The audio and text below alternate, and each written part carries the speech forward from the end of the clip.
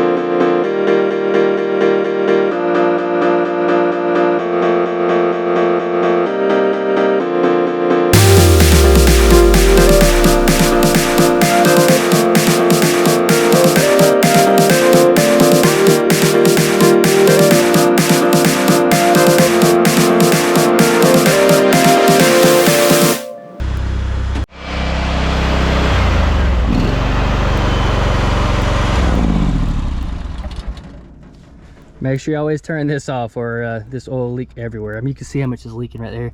It pours the oil, guys. All right, guys, the live deck's empty. It was completely full. This was all oak, and I think there was actually a stick of hickory in here. I'd say we probably got 2 baskets full if you carried all of them over, plus all the crap that's right here. Y'all, the worst part of this machine 100% is the feed boot area, or the hopper area, or whatever you can call it, on this machine. It's missing. There's not one.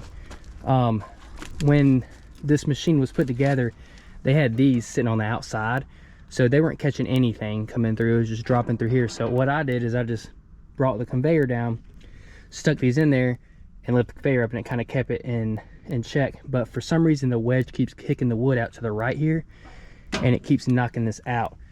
So that's why all this is on the ground, guys. Another thing too, guys, there's nothing stopping this wood from sliding down into there and getting caught and getting stuck. That's what happened that one time where I had to clean all this out. But as you can see, guys, the splitter splits the wood, no problem. That was all oak and hickory and went through it no problem, guys. Some of you might be saying this is big pieces. Yes, they are pretty big for right now, but a lot of them are pretty good size pieces, the finished product. But I'm definitely gonna have to resplit a lot of this stuff. So I would say with this 8-way wedge, pretty much anything 10 inches or higher, you're gonna have to resplit. The pieces get too wide, but anything 9 inches or below, you're gonna get nice pieces like this right here. And you're still getting nice pieces with the big wood, because this right here was 13-inch wood. Those pieces are decent. You're just gonna have a bunch of big ones when the wood comes out on the ends right here. In the video, I'm sure you can see this thing flex, and this thing keeps going back and forth. It does put a lot of upward pressure on this 8-way, but like I said, I made this do until I get my new piece right here. But that is definitely something I need to watch out for. As you can see, this is homemade. I just put some square tube in there, but it works. Live deck brings wood, no problem. I had that one piece of, I think it was the hickory. It was really knobby. It was sitting on one knob, and it was just spinning and wouldn't let it advance. So I was able to flip that log over, and it came through no problem whatsoever. So there you go, guys. Hopefully you got what you wanted. If you stuck this far through the video, you probably don't mind me talking. Just to give you guys a little bit of behind the scene, I'm pretty much the first person that's actually truly tested this thing, went through the paces, know what I'm looking for, know what it could be doing. Randy sold to a couple people that are new to Firewood. They just kind of took a chance on it, and none of them have really tested their processor, nor have they had the 8-way or 12-way. So the manufacturer actually states that with the 8-way and the 12-way shouldn't be ran with the hydraulic cylinder because of the upward pressure, which hence broke my cross member. But they didn't tell me that. They just said it after the fact. So Randy actually worked with them, and they've got a new and improved version that's going to go on mine to fix that. So this company is following up and is fixing things that are damaged and making them better. So that's pretty awesome. But what I'm saying here, guys, is I'm basically the guinea pig with all this. I'm going to push this thing. I'm going to break it. The good thing about it is all the parts are so basic, so easy, and I don't see how I can't fix it, you know. So I could easily, guys, just get rid of this conveyor, butt up my other hay conveyor, and have no issues. But I want to make this processor work. I want to be able to say to you guys, hey, go get this processor, fix it, fix this, and you can get into a processor well under 20 grand after it's all said and done. Like I said, I got a bunch of stuff that I plan on adding to this to make it better. But anyways, enough of me yapping, guys. Let me know what you think. That's all oak, so now y'all know that it is powerful enough to split 8 ways on oak. Thanks for watching, guys. Make sure you like, subscribe. We'll see you next time.